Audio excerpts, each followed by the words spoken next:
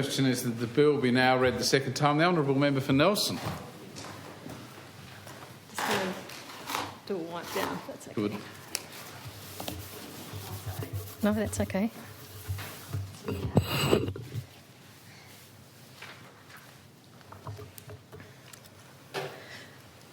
Mr President, I rise to speak on the End-of-Life Choices Voluntary Assisted Dying Bill.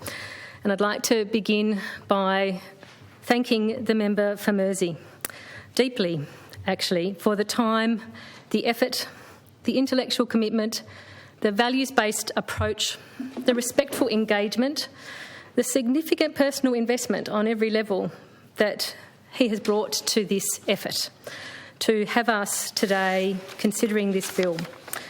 I would also like to acknowledge the support he's had from many people, and he's spoken about that and named some, but I know that the network is vast and there's many people with an investment in the debate that we're having here today. I'd like to also acknowledge those who have previously brought this matter to public attention and generated discussion, examination, refinement and our understanding of this issue, and those who have brought previous bills that had also at their time progressed that public conversation, particularly the Honourable Lara Giddings, previous Premier of the state, then now Senator Nick McKim and Cassie O'Connor, the leader of the Tasmanian Greens. My third acknowledgement that I'd like to make before speaking in detail is to those thousands of Tasmanians who have engaged with us on this issue through petitions and emails, through phone calls, through letters, typed and handwritten. I read all and appreciate all, and through the personal discussions that I know many of us have had with very many people. This is not an easy topic. For many, it is highly personal. In many cases, it directly relates to deeply personal experiences, often distressing. And in other cases, it connects to deeply held beliefs and values. That we have had the opportunity to hear from Tasmanians and share in those personal, important experiences and views is a real privilege. The member for Mersey has tabled a document in this place which includes personal stories from many Tasmanians, and they are just the tip of the iceberg. In my contribution here today, I'm not going to bring more of those stories forward or introduce more into the debate, but I recognise the ones we've received.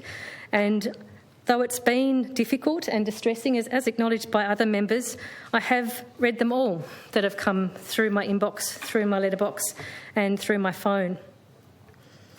Mr President, there's always a risk to opening up community conversations on such fundamental life and death issues, a risk that in doing so we will cause pain, additional suffering and moral distress. It's a risk that we will cause division and antagonism, and I recognise that risk, and I think we've probably all felt it as we've progressed through this experience. But the fact is that the different views do exist on these matters. They already exist and can already be a matter of pain or of suffering or even of distress. Engaging in the conversation provides a purposeful opportunity by which we can ultimately move to better resolve these matters going forward. What we do next, after the conversation, after this legislative decision has been made, will be most important in ultimately delivering a less divided and better supported Tasmanian community, regardless of which way the outcome goes. Mr President, often on matters of gravity that relate to life and death, change doesn't come about as a result of single moments or single decisions. It comes about from sustained effort over time. We've had a long pathway towards the decision today, and should this bill pass, we will have a substantial period of transition and adjustment as it becomes part of our societal landscape. And should it not pass, we will then continue on a pathway and may encounter the conversation and another decision at another time. We know, though, Mr President, that the overwhelming majority of people in our community agree with the fundamental idea that people should have an opportunity to bring their life to an end with dignity in the context of an advanced illness and in the face of significant suffering. Decisions and actions relating to end-of-life care are being managed in a range of settings every day, in hospitals, hospices, aged care facilities and private homes. For time immemorial, we've been faced with these decisions. In particular, doctors and other health and care professionals are faced with situations and decisions that relate to this, in some cases with uncertainty and limited guidance and protection. But they face this regularly. I think many people regard as fundamental their right to bodily autonomy, their right to make choices about the nature and circumstances of their death.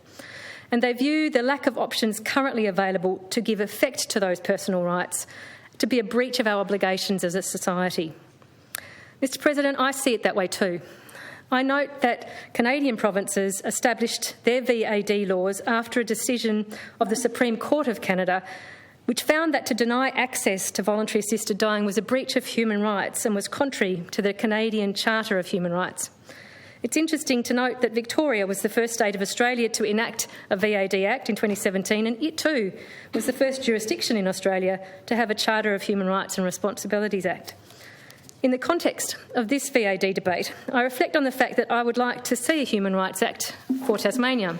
Such an act would provide a basis on which we can discuss matters such as voluntary assisted dying. It would be a standard against which we could better measure protections. It would also help us make determinations when balancing competing rights against each other and commit us to the aligned responsibilities that come with a framework of human rights. In the absence of a Human Rights Act in this state, I still contemplate this issue as one of rights and a decision about how best to give full effect to the rights of the people of Tasmania. Mr. President, in the communications we have received from Tasmanians in support of VAD, some of the common sentiments include the view that people should be able to make their own choices in relation to their death, that no one should have the right to tell a person they must suffer unnecessarily in the process of death. Questions that commonly come through are why, when people are able to decide to stop treatment, are they not able to ask for release rather than suffer a slow and lingering process of death once the treatment has been stopped? Another question is why, when a person is imminently going to die, can it not be on their own terms? Mr. President, I note that we talk so readily of how we can best achieve quality of life, but equally we need to acknowledge a conversation about quality of death.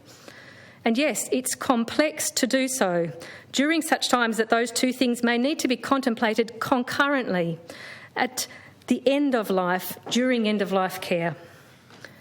I acknowledge that some people will approach this issue very differently to me. Perhaps the most stark difference will be found in those that have a moral objection or a faith-based objection to voluntary assisted dying. I don't hold such an objection or such a principle. I note here that consistent surveys do find that the majority of people of faith support a voluntary assisted dying option being provided as part of end-of-life care. However, there is a distinct minority within the community who find they cannot support it on the basis of their faith or their moral values base. This is also the expressed position of a number of religious institutions. I respect the right of people to hold this view and for it to be expressed. I respect the right of people to make choices in their own life according to their values and morals.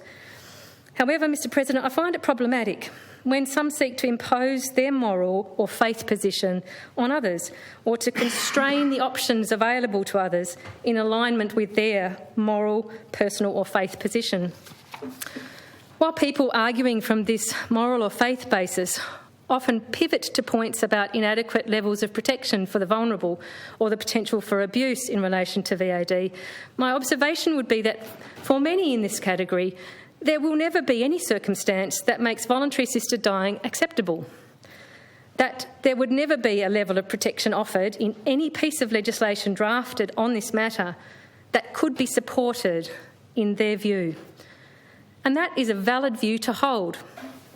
My preference would be, though, Mr. President, for people who hold such a view to prosecute arguments on the basis of their fundamental belief and values and not engage in what amounts to a smokescreen of objections on other matters of detail, the resolution of which would still not satisfy their fundamental objection.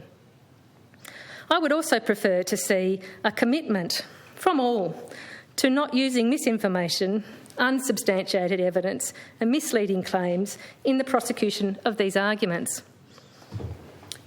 Mr President, the vast majority of Tasmanians do not hold the view that VAD is morally wrong. The vast majority of Tasmanians want us to find a way to provide an option for voluntary assisted dying in the end-of-life care. I believe the question is no longer, should we do this? But rather it is, how shall we go about this as best we can? What this means is making decisions on the level of risk that we are prepared to accept, because we cannot eliminate it entirely. We can, however, make determinations on how to balance and address risks based on evidence, and we can resist the temptation to be drawn into consideration of fearful or unsupported assertions. I believe we can and will find an acceptable and responsible balance between rights against protections, and delivering that in legislation is possible. Mr President, it will not be a perfect piece of legislation if it passes this chamber. There is no such thing as a perfect piece of legislation, nor is legislation fixed and permanent. If passed now, this bill, over time, as with all other legislation, there will become occasion for it to be reviewed, amended, added to, or even repealed. Mr President, I would state here that a concern that I hold is that in the interests of seeing this bill passed on behalf of the Tasmanian community, we will likely deliver a piece of legislation that doesn't represent best practice and best thinking on this issue, that it will be made restrictive to an unnecessary degree. I say unnecessary not because there is a need for anything less than the highest level of protection and care in relation to VAD, but because I would contend that a requisite high level can be provided under less restrictive and burdensome legalities than exist in some other jurisdictions and to some extent exist in this bill.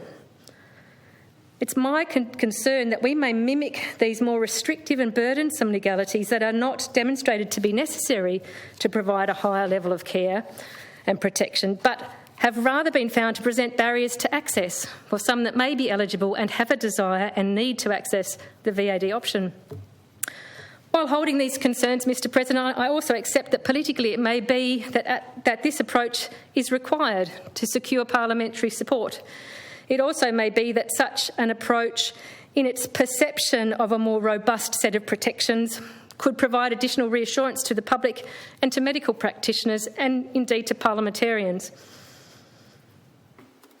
Mr President, I'd like to speak about how I see the relationship between voluntary assisted dying and palliative care, because it comes up as a key part of any discussion on this matter. In essence, I see no incompatibility in having an excellent, well-funded and supported palliative care system and an option for voluntary assisted dying as part of end-of-life care. I see no reason that we have to pitch them one against the other, that one obviates the need for the other, or that they are somehow mutually exclusive. I see a partnership between the two. Interestingly, I heard the member for Murchison in her contribution refer to some advocates for VAD saying that it is the only way to achieve a dignified death. And I have to say I have never heard any VAD proponents or advocates say such a thing. I have heard opponents to VAD make claims that palliative care should be the only permissible option and that an appropriate option and is an appropriate option in all cases. So I've heard an absolute claim made from that side of the debate, but I have never heard an absolute claim of such a kind made from VAD proponents. So perhaps we've heard from different stakeholders. Mr President, credible expert advice indicates that even with the highest standard of palliative care, there will always be a small percentage of people whose suffering and pain and distress will not be effectively managed. Certainly, the reality we see from other jurisdictions is that many of those who access VAD will likely also be palliative care patients and have a successful and positive experience of the palliative care system through to the point that they have chosen to access VAD. During consultation on this bill, I've heard from some that the palliative care system and options are not currently well understood in the general community and that there can be a reluctance in the community to access palliative care. I've also heard that there are long-standing issues of palliative care not being adequately funded or supported or accessible to all Tasmanians. And I believe these observations that have been made to me, Mr President. However, I regard that any current deficiencies in community understanding of palliative care or the overall funding of or access to palliative care to be matters quite separate to this VAD legislation. It's for the government of the day to make decisions about the level of funding and support provided for palliative care. That's true now, and it will remain true in the future should an option for voluntary assisted dying in end-of-life care be legislated for in Tasmania. Insisting that a perfect palliative care system is achieved before making a voluntary assisted dying option available is an insurmountable and unnecessary barrier, especially as we know that even a perfect palliative care system will not be sufficient to meet everyone's need. Further to that, it saddens me that some advocates who use this argument for better funding of palliative care services to oppose VAD do not seem to be vigorous and visible advocates for better funding and support of palliative care outside of the context of the VAD debate. If the current deficiencies of palliative care are so apparent, which I believe they are, and the rectification of these deficiencies is so essential in removing the need for a VAD option, I wonder why I have not observed these same individuals or groups at the forefront of an active public campaign for better funding and support for palliative care in Tasmania. Over the time we've periodically had public or parliamentary discussions about VAD, some of these voices emerge to point to a need in palliative care, and then once the VAD discussion quietens, so too does their call for better palliative care. It almost looks as though some of those calls are a debate device utilised in an attempt to prevent a VAD option becoming available, rather than a genuine commitment to see better palliative care options available to Tasmanians in fact. That's a real shame, because palliative care needs all the allies and all the support that can be mobilised for it. And I would hope that all those who have come to us with concerns and assertions about the need to better support and perfect palliative care in this state in the context of this debate will continue to prosecute those arguments and be advocates after we've concluded this debate, regardless of the outcome. Should this bill come to pass, there will need to be comprehensive discussion about how the implementation of VAD can best intersect with and work alongside the palliative care system in Tasmania. I would hope to see a concerted focus on education and information and the primary importance of developing and continually improving how we support and communicate about end-of-life care issues. Mr President, another key matter that is understandably raised in discussion of voluntary assisted dying is a concern for the vulnerable elderly members of our community. I began my working life in community aged care. I went on to manage a volunteer befriending program for isolated older Tasmanians, and when I eventually began working in social policy research and advocacy, I maintained a strong interest in and affinity for social policy related to older people, including spending time on the Policy Council for COTA Tasmania, Council on the Ageing Tasmania. Elder abuse is an issue that I have been involved in advocacy on for many years. I was one of many who celebrated when the state government finally funded the development of an elder abuse strategy after years of advocacy from the community sector and older Tasmanians. I was on the board of Advocacy Tasmania when it was funded under that strategy to provide the elder abuse helpline. On the issue of providing an option for voluntary assisted dying, I see two sides to be considered when it comes to older Tasmanians. Their right to be protected if vulnerable, and their right to self-determination and empowerment to make important choices affecting their own lives and deaths. A common negative experience for older people in our community is a loss of empowerment and choice as ageing occurs. Particularly as frailty and vulnerability increase, older people can experience a progressive stripping away of self-determination, of control, of choice. This loss of self-determination has an impact. I see that the loss of these things can cause grief, distress, anger, and can lead to a loss of sense of meaning and of contribution and purpose and a disengagement from life. A central tenet of our aged care system recognises this and holds that we should be helping people maintain their independence for as long as possible, and we should be empowering people with choice on matters to do with their lives for as long as possible.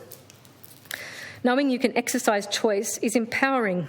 It helps to maintain meaning, to build hope, and to promote engagement. Empowerment reduces vulnerability and increases quality of life.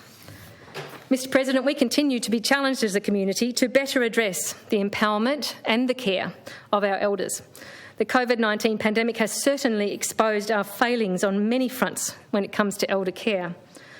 In the context of this debate, we are prompted to consider what impact the introduction of a VAD option in end-of-life care will have on the rights, the well-being, the empowerment and the care of older Tasmanians. It's my personal belief that the simple existence of a voluntary assisted dying option as part of end-of-life care, knowing that the choice is available if necessary, will be fundamentally empowering to older Tasmanians. It will provide reassurance and reduce distress. That's a personal view, Mr. President, but it is confirmed anecdotally on the one hand in the large number of direct communications I've received from older Tasmanians stating that it is the case. It's also confirmed by the fact that the peak body representing older Tasmanians, COTA Tasmania, has given consideration to this issue via its Policy Council and consultation with its members and has taken a position in support of this VAD bill, in support of older Tasmanians being empowered to have a choice. Mr. President, I'm aware that some people fear that the provision of a voluntary assisted dying option in and of itself will devalue the lives of elderly Tasmanians. That fear has been expressed to me in communications that I've received in recent weeks. Some have expressed a fear that it will create an expectation amongst the elderly that they should remove themselves as a burden on their families and community, and that it will encourage them to judge their own lives as lacking value and make them susceptible to being coerced into requesting assisted dying. Mr. President, I accept that these fears are held by members of the community, but I have not seen any credible or compelling evidence that this is what has occurred in other jurisdictions or that this is what would be likely to occur in this jurisdiction. I can't say that this isn't the case, however. I can't rule it out, but I can look to best evidence and best indications. And a briefing, in fact, we had just this morning helped to confirm that a range of robust evidence from jurisdictions that have voluntary assisted dying have not furnished any clear indication that people who are vulnerable become more likely to be harmed under this sort of legislation. Mr. President, if the presence of an empowering choice in clearly defined end-of-life circumstances further exposes some of the existing failures that we have in the support, the care and the community regard that's given to older Tasmanians, that should be a strong impetus to rectify such failures, but not an argument to block the choice of VAD being provided. Mr. President, I'm going to talk a little bit now about language. We currently have a situation where some people are making the decision to end their lives prematurely when they're faced with a terminal illness and without an option to be assisted to manage their death in the latest stage possible, to commit suicide, in effect. We've heard statistics on this already from other members, and I won't repeat them. In these cases, to ensure that they still have the physical capacity to do it, people have to take action to end their life at an earlier stage than they would otherwise have chosen. In doing so, they miss out on precious time with family and loved ones, time they would otherwise have had an option for voluntary assisted dying existed. They have to take that action in isolation from their family or other support, and the method for ending their life in many cases will be violent and could be uncertain in its outcome. Furthermore, this not uncommon scenario can also expose others to distress, first responders or others who may discover the person either deceased or not having achieved a fatal outcome. I find this an appalling situation. I find this an entirely unnecessary situation. And because we actually have tangible evidence that tells us it is occurring, I think it is something we have to contemplate quite distinctly as we think about the passage of this bill. Because unlike other assertions or fears or concerns that are expressed that are theoretical and don't have an evidence base or numbers to put to them, this one does. Mr. President, in recent public conversations generated by this bill, we have seen many conflate voluntary assisted dying with suicide.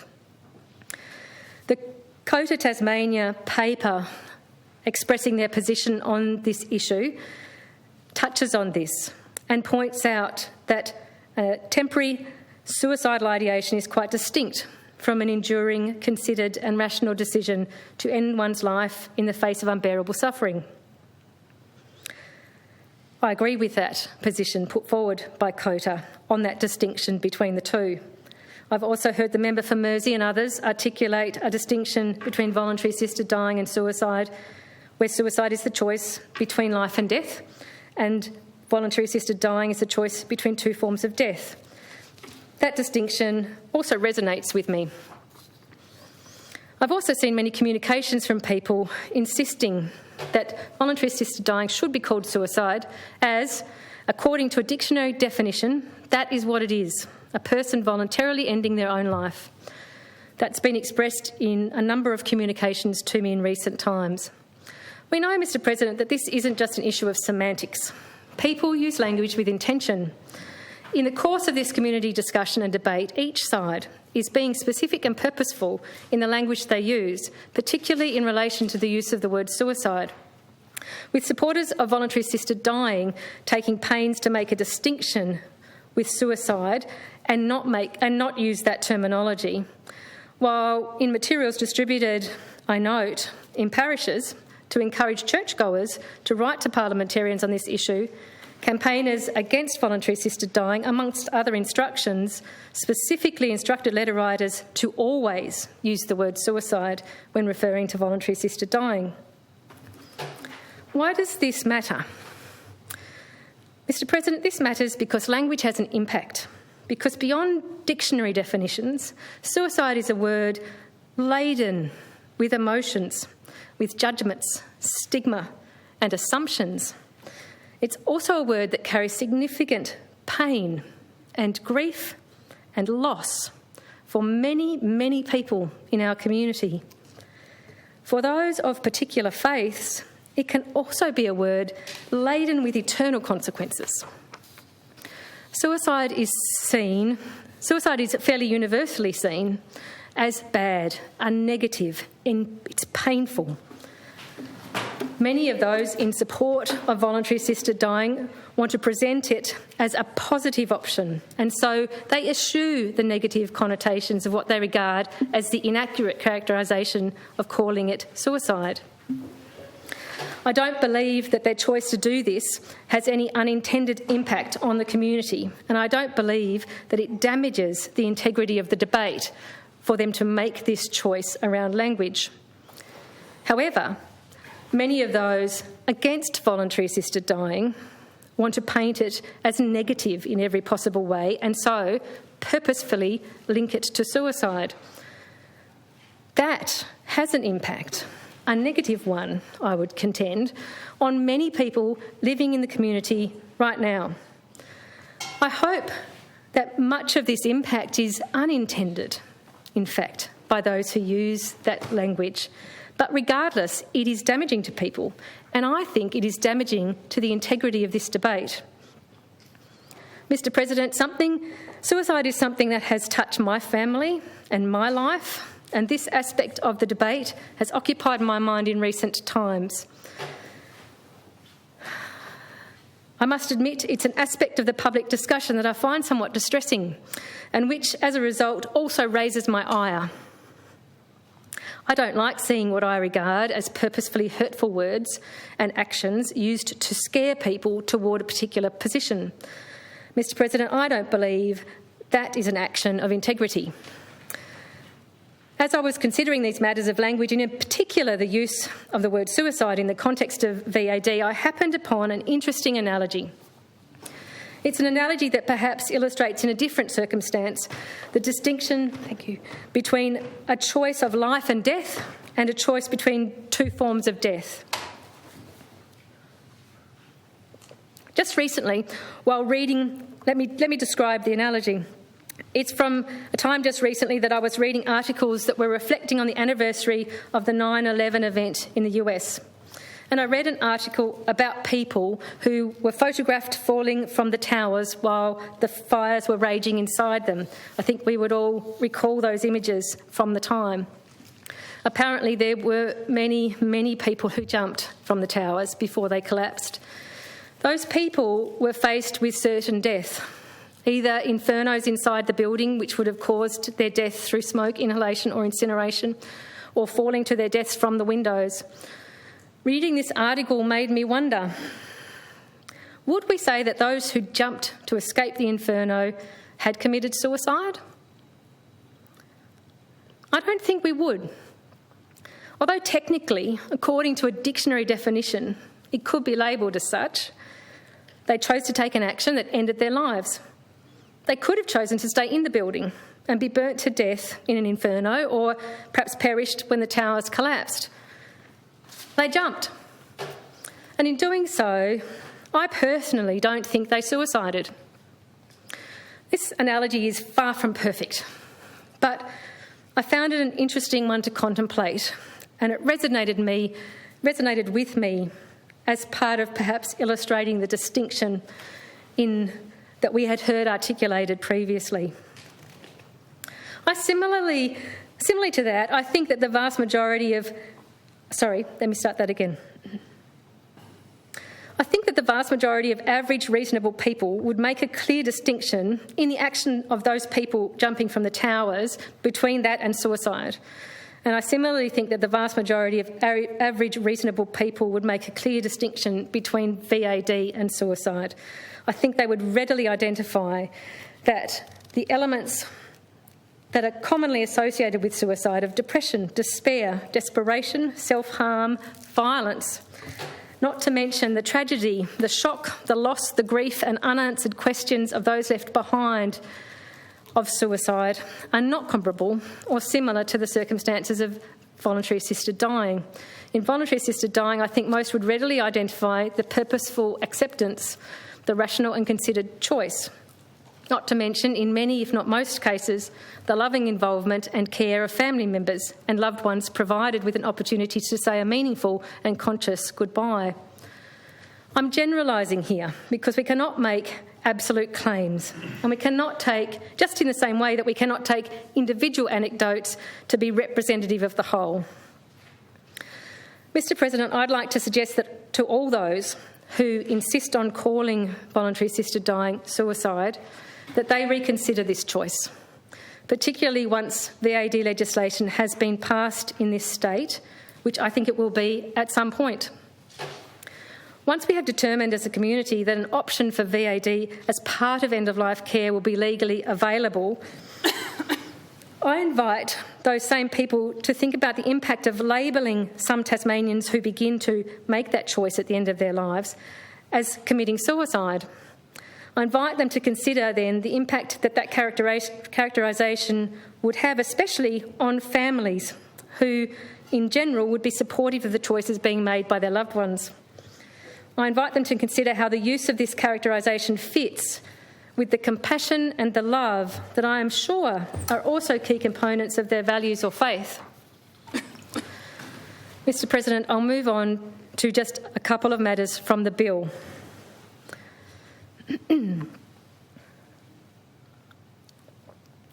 I'm pleased that the member for Mercy is proposing to amend the tabled bill to include a set of objectives and principles. In my view, these are required to provide a context and points of reference through which to understand and interpret the bill. I have high regard for the set of guiding principles in the Western Australian bill and will be supporting the amendment to include such in this bill. I also believe these principles will have resonance beyond the functioning of this legislation. I hope that they will also serve as a strong prompt for review and assessment of some other associated concerns and issues that have been raised in the context of this VAD debate, matters relating to elder care and to palliative care in particular. I'd like to speak for a moment about the eligibility requirement of the relevant medical condition in Section 5. This bill requires that as an aspect of eligibility, the person has a relevant medical condition, and it's defined as a disease, illness, injury or medical condition of the person that is advanced, incurable and irreversible, and is expected to cause the death of the person, and also with no reasonably available treatment that is acceptable to the person and can cure or reverse the disease, illness, injury or medical condition and prevent the expected death of the person from the disease, illness, injury or medical condition. I find this definition comprehensive. An important element in the definition is the word advanced. A concern has been expressed from some that this bill will enable people to access voluntary assisted dying in the early stages of a condition that may ultimately be incurable and cause their death. Under my reading of this legislation, that would not be possible, as it would not meet the eligibility criteria written as it currently stands. I'll be interested to see further discussion of this and in the committee stages when we have questions around it and answers from the member for Mersey. I think this definition strikes the right balance between establishing a clear and appropriate requirement without creating such a high bar that would limit access to an unnecessary degree. I'm also not especially convinced by a need to include prognosis timeframes.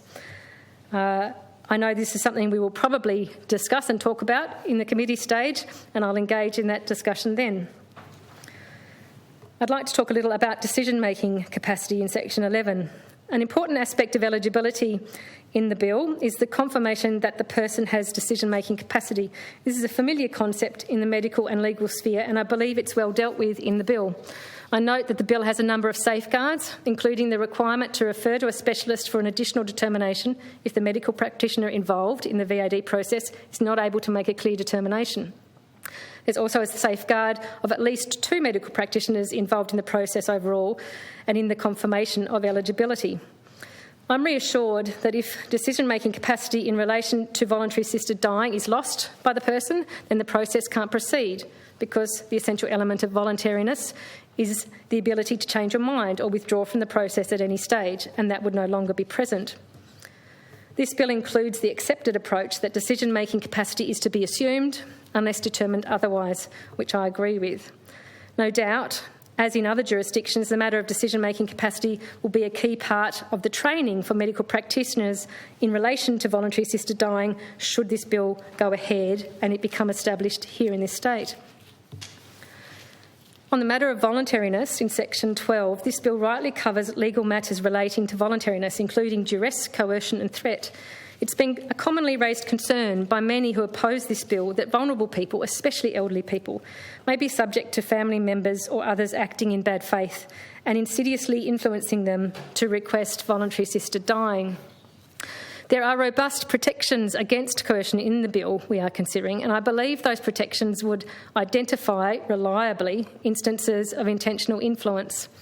I'm confident that it would be extremely difficult, if not nigh impossible, to progress through the full VAD process legislated in this bill under coercion or insidious influence. In fact, I'm confident that it would be near impossible to progress through it in the absence of a strong, active commitment of the person themselves to the choice that they are making.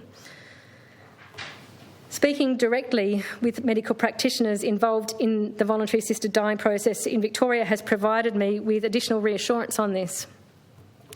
I think it will still, though, be a matter of some discussion and debate as we go through committee stage. I'd like to talk a little bit now on the more complex matter, in some senses, around suffering intolerably, which is in Section 13 of the bill. Mr. President, the bill requires that to be determined eligible, a person must be suffering intolerably in relation to a relevant medical condition. The only way that the presence of suffering and its degree of tolerability can be assessed is subjectively, from the person's point of view. We are not called on in this bill to compare one person's suffering against another's, or to measure in some form the quantum of suffering, nor to make an objective judgment about the person's ability to tolerate that suffering. We are not establishing an objective threshold or a quantifiable test such that we can say to a person, yes, you are suffering a sufficient amount to meet the requirement to access voluntary assisted dying. We're reliant on the person's subjective assessment of both those elements, the suffering and its tolerability. Looking at what the bill says, it says there must be persistent suffering that is, in the opinion of the person, intolerable. That suffering may be caused by, and I'll summarise here, the medical condition or anticipation of the suffering in relation to the medical condition, the treatment for the medical condition, or anticipation of the suffering in relation to the treatment for the medical condition, complications arising from the medical condition, or anticipation of the suffering in relation to complications from the medical condition. And there must be no reasonably available treatment that is acceptable to the person that will lessen the person's suffering to an extent that is acceptable to the person. Mr. President, this is in the bill a wordy and complex section when you read it in full. I gave a very brief summary version of it there. What this section shows is that it gets pretty complex when you try to describe and include all the ways relative to a relevant medical condition that someone may be suffering. I suspect this may be why in the US jurisdictions which have implemented voluntary assisted dying, there is no requirement that a person be suffering as part of the eligibility test. Perhaps this is in recognition of the fact that this element of the person's circumstances is entirely subjective, and to some extent it's a given that it exists as an element of their motivation to make a request for voluntary assisted dying. Perhaps it's in acknowledgement that perhaps it acknowledges the fact that there's something almost perverse in requiring a person to demonstrate a degree of suffering which in some way earns them the right to access voluntary assisted dying.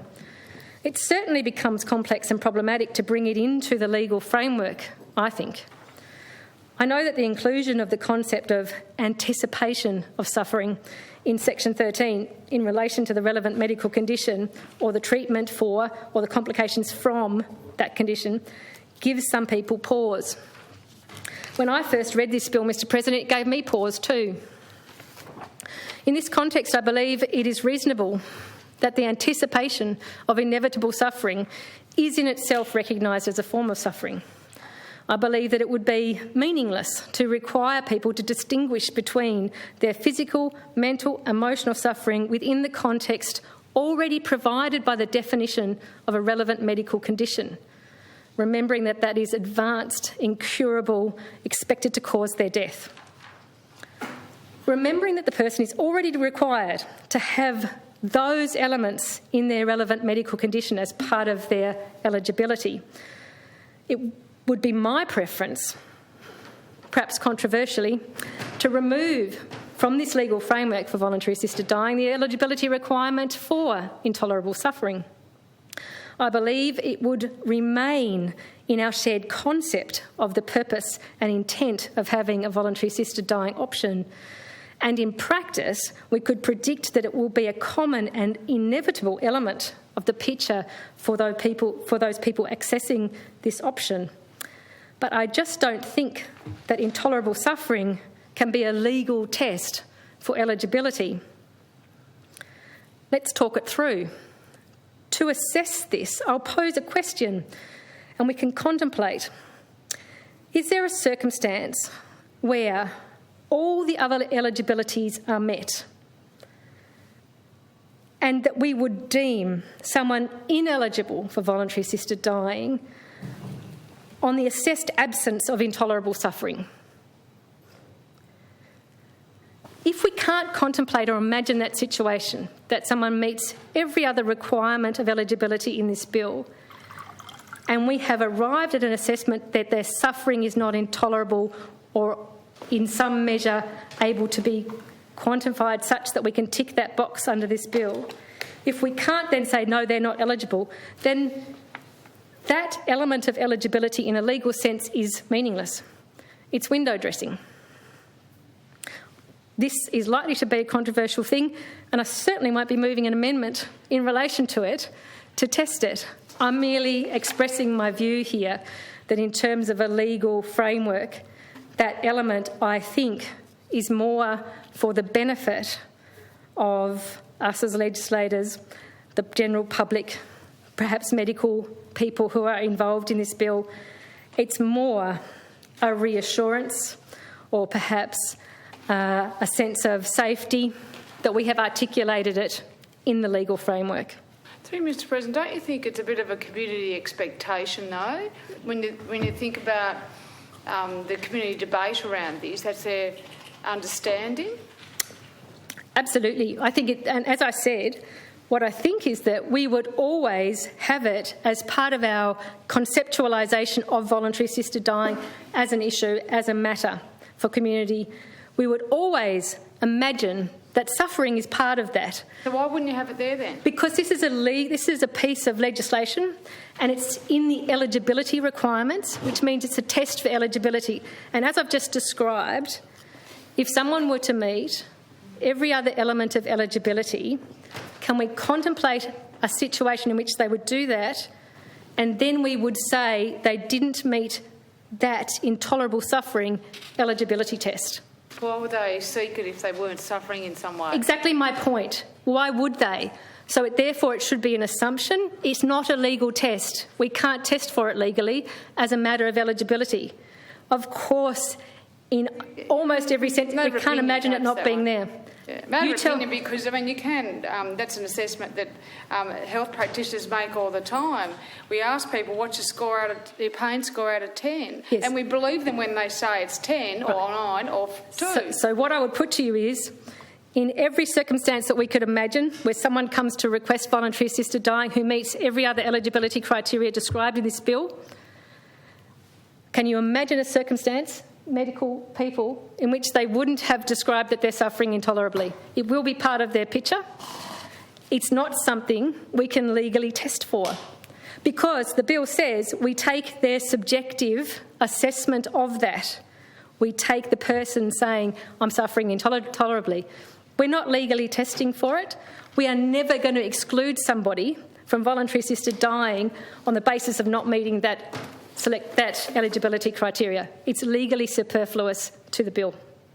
Of course, it will be part of our common community understanding. Mr. President, this is an interesting comment, because I think if you're going to go down that path, then you take it right away from the medical profession altogether. Why would you have the medical profession there to make an assessment at all? The medical profession here are required to... We're getting into a debate that may be better put during the committee stage. I'll wrap up. And I'll put it to you, the medical profession are required to assess the eligibility requirement that relates to having a relevant medical condition. I'll let you do it during the committee stage. So that's where the medical requirement absolutely has to be there as part of eligibility assessment. When eligibility is being assessed, there's residency, there's age, they're fairly straightforward. Anyone can do that. Right, exactly. And then it has to be determined, and then the things that have to be determined is that the person has a relevant medical condition as defined in the bill. Only medical people are going to do that. It has to be determined that the person has the capacity to make a decision. Only medical people are going to do that. And it has to be determined that the person is acting voluntarily. Only medical people are going to do that. So that's where the medical people come in. I put it to you, you will not be making any objective assessment of people's level of suffering and tolerability of that suffering. They will say it to you. It will be there. It is not a legal test. As I said, I thought this might be a little bit controversial. I'm not going to be moving an amendment on it. I think it gives everybody comfort to have it there. I think it does reflect our common understanding. I don't think it's a legal requirement to have it there. I think it's a meaningless legal matter to have in the bill. There you go, my little... I bet I'll get picked up on that by many people, but I'm just saying there's certain things we test for with eligibility. That doesn't have to be one of them. Might take the honourable member for Mersey's headline in the morning, I think.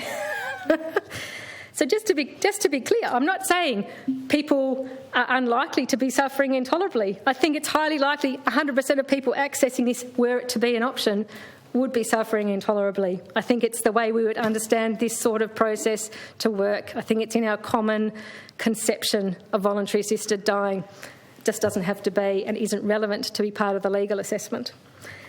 Okay, that went on for a bit longer than intended. Apologies, Mr. President and members. I'm going to have a sip.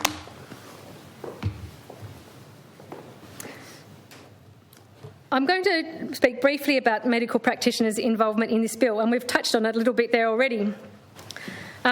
There's some sensitivity around it, and I know there's a lot of debate and discussion in relation to the roles and the framing of the involvement of medical practitioners in this process. I acknowledge that views among the medical profession do vary on this matter broadly and generally, but also on the detail. In other jurisdictions, I note that they've seen times of transition and acceptance after the introduction of voluntary assisted dying, and in some cases are continuing in that process and have unresolved matters that relate to the involvement of medical practitioners. The degree of involvement of medical practitioners will vary, and close involvement in this process would be voluntary, which is an absolutely essential element to have there. We can anticipate that matters relating to voluntary assisted dying, including an understanding of the legal requirements around it, will become part, should this bill pass, of medical training and the medical landscape more broadly. Some features from the bill that I note are that assessment is required from 2 medical practitioners as part of the process. It's a requirement in all jurisdictions, I think, that have legislated for voluntary assisted dying. We're following a pattern. Australia, however, is the only jurisdiction that's put qualifications above and beyond what's required to practice medicine, which is what's seen in other places. Canada has nurse practitioners included, as does Western Australia, in the capacity of consulting practitioners. I'm going to acknowledge that there are those who are focused much more on ensuring that matters relating to the involvement of medical practitioners are well considered in this bill and in the process of debating this bill. And I appreciate their focus on those elements, and I'll participate in those conversations in more detail as we go through committee stage. While there are many more details and elements of this bill that could be discussed, we'll no doubt do it in a very granular fashion during the committee stage of the debate. And there are a number of matters that I'm interested in clarifying on the floor of the House. And I'm sure there'll be a number of amendments proposed that I'll be receptive to considering and will participate in debate on. I think, as is the case expressed by all members so far, that they are interested to ask questions, to consider amendments. So I'd like to, well, in fact, I note the member for Rosevere's indicating her support for the broad premise of the bill and her reservations on detail and looking at some particular matters as we are going through committee. I think all of us are similarly placed. So I'd just briefly like to reflect on what we face in the next stage of this debate when we all go into committee with that viewpoint. And that is that we will be coming to talk about the granular detail of this bill. We will come with questions, some will come with amendments. We're going to be faced with the situation in which we will start the debate perhaps with broad support and questions, and we will have to end the debate with a decision.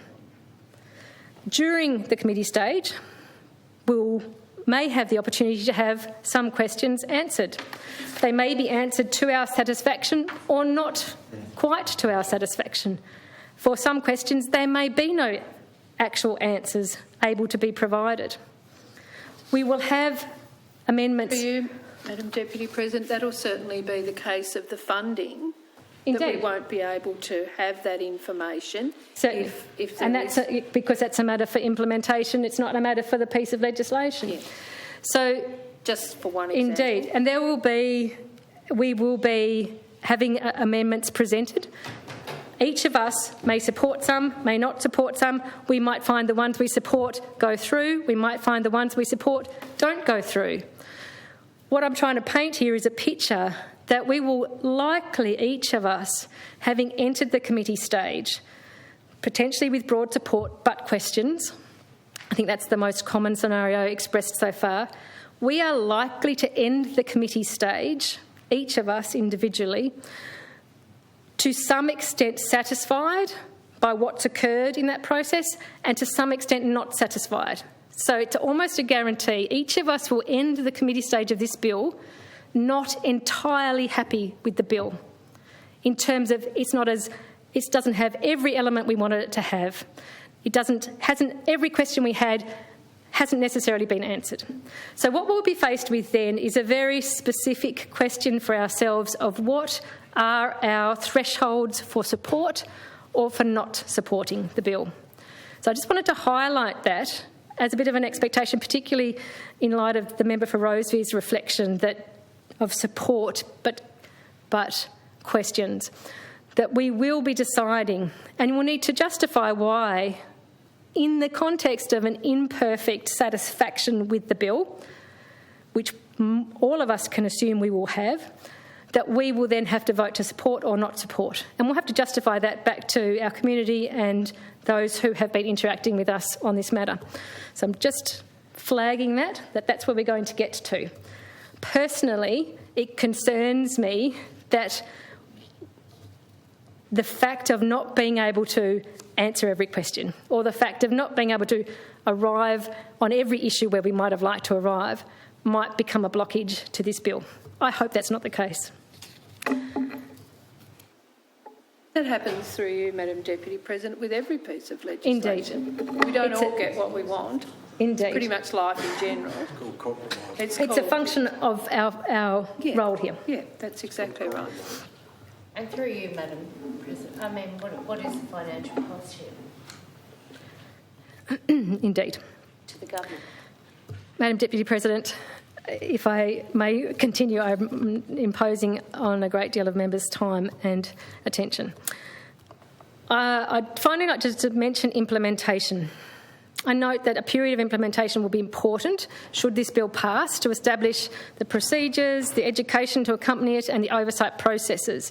Education and readily available information will be, I think, an absolute priority, both in a broad community-based level, in specific VAD training programs for medical practitioners, but also in a generalised training and awareness raising amongst health practitioners on the whole, I think will be required. Given the range of inaccurate claims and misleading assertions that have been made in the public domain during this discussion on this VAD bill, I hope that if the bill passes and we move into implementation, a thorough approach to community education and educational support to the medical profession are made a high priority to provide reassurance and confidence.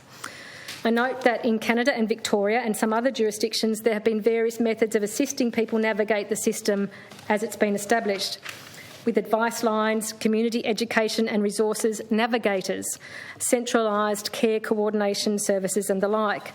This looks like a very positive model to assist people understand and navigate new processes and could be coordinated with existing medical and palliative care systems. So I'll move to some final thoughts. I believe that providing the option for voluntary assisted dying as part of end-of-life care is entirely compatible with excellent palliative care, a meaningful and rich experience of end of life, a hopeful and empowered death, with celebrating and valuing of life, and it's compatible with medical practitioners doing their absolute best to care for patients. I believe there is a community expectation in the most meaningful way that requires us as elected representatives to establish the option for voluntary assisted dying in Tasmania. For those who fundamentally think that this is not right to assist in ending a life, then all other issues compound and are insurmountable. But if you accept that it has been determined that assisting the end of life is possible and legal under certain circumstances, then most of the concerns raised are things that can be balanced or managed or solved or developed over time. I think Tasmanians overwhelmingly fall into the latter category there. I think the introduction of an option for voluntary assisted dying in our end-of-life care will be a profound shift. I believe that this will be a positive shift and a valuable opportunity for our community. It should prompt a productive reflection, reassessment and recalibration of other connected parts of our medical care and social context. I would hope that this will have an ultimately positive effect. I hope that we will see that impact, that we will see it in aged care, in palliative care, in advanced care directives and planning for end of life, in supports for individuals and families, including grief counselling and the human right to autonomy and access to medical care. Acceptance and inclusion of voluntary assisted dying may be the release, the impetus, the long-needed drive to progress the full suite of those important associated matters. While some fear that providing an option for voluntary assisted dying is telling people that their lives don't have value, I see the provision of this option as allowing people to make choices about the value, the quality and the conditions of their life in the face of their imminent death. I want Tasmanians to have access to voluntary assisted dying as an option at the end of life. I want to see this bill passed. Member for Elwick.